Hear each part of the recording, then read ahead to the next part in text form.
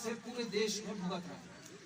जब से 2014 से दिल्ली की गद्दी पे हमारे दाढ़ी वाले मोदी जी बैठे तब से भुगत रहे हैं, और जब से लखनऊ की गद्दी पे हमारे योगी जी बैठे तब से हम भुगत रहे हैं।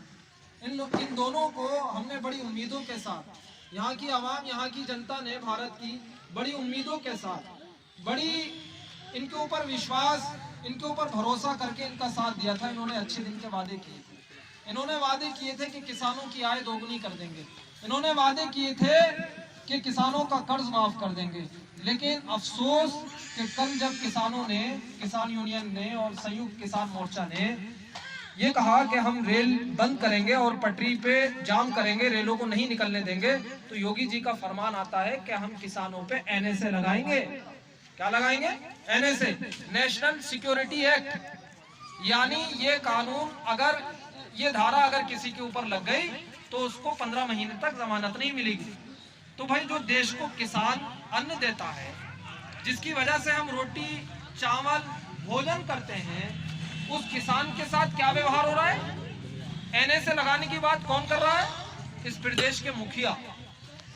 जरा सोचो आप, इस पूरे देश का अभी तक अगर हम इतिहास पढ़ेंगे तो इतिहास में जितनी भी सरकारें हुई हैं, जितने भी नेता हुए हैं, वो हमेशा किसानों के सामने झुके हैं। ये इतिहास गवाही देता है। लेकिन ये बीजेपी की तानाशाही सरकार, आप देखिए कि इन्होंने लगभग 1 साल से धरना चल रहा है किसानों का। कितने दिन हो गए?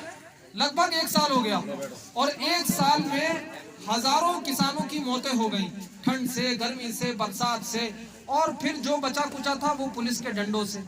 पुलिस ने लाठियां भाजी, सिर फोड़े किसानों के।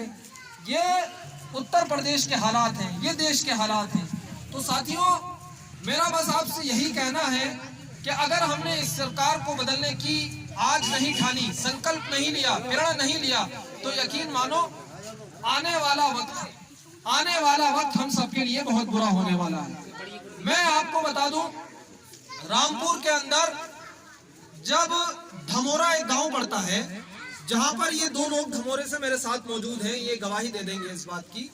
धमोरे में मस्जिद के इमाम से वहां के दरोगा ने ये कहा कि फजर की अजान माइक से मत देना, फजर की अजान माइक से मत देना। तो वहां पे पूरे देश, पूरे जो धमोरा था, पूरे धमोरी की आवाम में खड़कम मच गया कि भाई दरोगा ने ये कहा है कि फजर की अजान माइक से मत देना। तो साहब, जितने भी वहां के सम्मानित नेता थे या लोग थे, समाज सेवी थे, उन्होंने वहां की आवाम से ये कहा और इमाम साहब से ये कहा कि भैया इस टाइम खामोश होकर बैठ जाओ, बीजेपी की सरकार है, तानाशाही सरकार है, घरों में घुस के मारेगी पुलिस। वहां से रिसालत भाई हमसे जुड़े हुए थे, उन्होंने मुझे फोन किया, तारिक भाई ऐसे ऐसे मामला है। हम धमोरा पहुंचे, और धमोरा पहुंचने के बाद मैंने एक वीडियो जारी की जिसमें 2 मिनट का बयान मेरा था और 2 मिनट का बयान वहां के इमाम साहब का, जिनके साथ ये बात हुई थी। जब ये बात हमने वीडियो के माध्यम से जारी की, और जारी करने के बाद मैंने वीडियो के आखिर में ये कहा कि 1 घंटे के अंदर हम कचहरी के गेट पे धरना देने आ रहे हैं, और इमाम साहब के साथ जो बदतमीजी हुई है उसे हम बर्दाश्त नहीं करेंगे। ये वीडियो एसपी रामपुर तक पहुंचा, और एसपी रामपुर के पीआरओ का मेरे पास फोन आया कि आप कोई धरना मत दीजिए, आपकी जो भी मांग होगी हम उसे मानने को तैयार हैं, और आप वहां से आ जाइए, हमारे जो उच्च अधिकारी हैं, आला अधिकारी हैं, वहां पहुंच रहे हैं।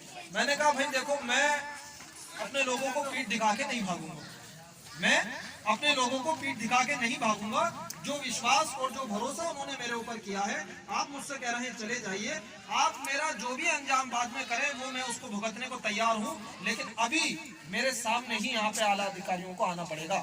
वहां पे एडिशनल एसपी, सीओ और इंस्पेक्टर वहां पहुंचे। ये दोनों लोग गवाह हैं, नहीं तो आप जाके धमोरे में पूछ सकते हैं। इसी बीजेपी की सरकार में उस धमोरा के दरोगा से हमने इमाम साहब से माफी मंगवाई। वो इमाम साहब जो है लालू नगरा के रहने वाले हैं, आप पूछ सकते हैं उनसे जाकर। दूसरा मसला हुआ रामपुर में, खाता नगरिया एक गांव पड़ता है। खाता नगरिया में एक 17 साल की बच्ची को पुलिस थाना मिलक्की उठा के ले गई। उसके भाई के ऊपर मुकदमा था, जब भाई नहीं मिला तो उसकी 17 साल की बहन को उठा के थाने ले गए। उस खाता नगरिया में एक पार्टी है, उसके 7 मेंबर हैं समाजवादी के मौजूदा 7 मेंबर। कोई नहीं बोला, किसी के कान पे जू नहीं रुकी। और उस बेवा माँ जो थी उस लड़की की, वो बेवा थी, यानी उसका बच्ची का बाप भी नहीं था। तो वो जब चीखें मारने लगी, दहाड़ने लगी, तो वहां से कुछ लोगों ने मेरे पास फोन किया कि तारिक साहब, खाता नगरिया का ऐसा ऐसा मसला है और दोपहर 3 बजे से पुलिस उस बच्ची को ले गई है और रात के 10:30 बज रहे हैं और सबको डर है और पता नहीं क्या किया होगा उस बच्ची के साथ। तो भाई साहब, मैं खाता नगरिया रात के 11 साढ़े 11 बज गए थे मुझे पहुंचते, और जब मैं पहुंचा खाता नगरिया तो इस तरीके से जितनी आप ये इस टाइम आप सब लोग हैं, इससे ज्यादा लोग जमा हो गए वहाँ। छतों पे औरतें, सारे बच्चे, सब लोगों ने मुझे घेर लिया। वहां मैंने सीओ मिलक को फोन लगाया और सीओ मिलक को फोन लगाने के बाद मैंने ये कहा कि संविधान और कानून क्या इस देश का मर चुका है?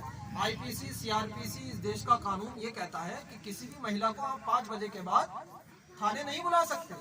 अगर कोई ज्यादा ही इमरजेंसी है, आपातकाल है, तो आप किसी महिला सिपाही को उसके घर भेजें, थाने नहीं बुला सकते।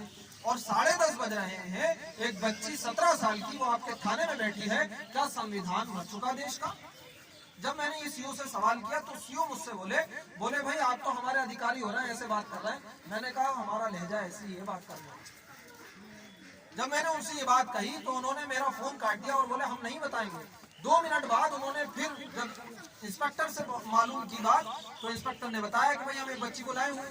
तो फिर सीओ का मेरे पास दोबारा फोन आया और फोन आने के बाद उन्होंने मुझसे ये कहा सीओ साहब ने कि भाई हमने गलती हो गई है, हमने इंस्पेक्टर को डांट दिया है और बच्ची को 5 मिनट के अंदर हम उसके घर भेज दें। आप जाके पूछो खाता नगरिया में जाता हूँ तो पूरे लोग, सब लोग खड़े हो जाते हैं, इकट्ठे हो जाते हैं इस बात से। 17 साल की एक मुस्लिम बच्ची को जब थाने में मिलक का इंस्पेक्टर जो है 3 बजे उठा के लेके गया और 10:30 बजे तक उसे रखा। उस बच्ची को रात के 11:30 बजे में धमकी दे के सीओ को छुड़ा के लाया।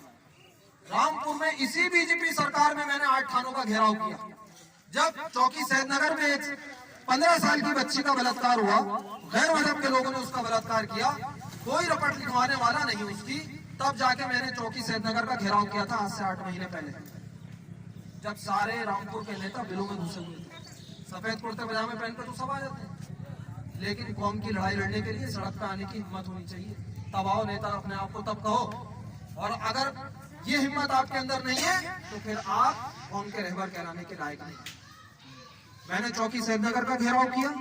मैंने शाहबाद में एक गांव पड़ता है किशनपुर, शाहबाद एक ऐसी सीट है, मैं आपको बता दूं, वो रिजर्व सीट है, वहां से एससी का ही उम्मीदवार लड़ सकता है। वहां से मुझे नहीं लड़ना चाहिए, वहां से मैं कोई चुनाव में नहीं खड़ा हो सकता। शाहबाद के किशनपुर में क्या हुआ, ग्रामीणों में और वहां की सैफनी की पुलिस में मारपीट हुई। किशनपुर गांव में सब हमारे घोसी भाई रहते हैं।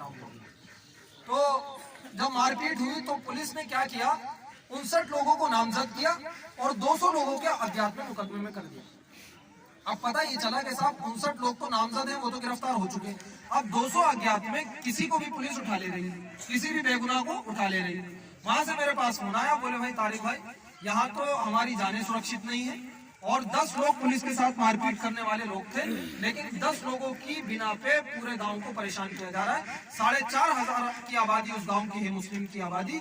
मैं वहां पहुंचा और चौकी सैफनी के दरोगा से सिर्फ मैंने 2 बातें पूछी। मैंने कहा ये बताओ, ये जो 200 अज्ञात में बेगुनाहों की गिरफ्तारियां चल रही है, ये चलती रहेंगी या बंद होगी?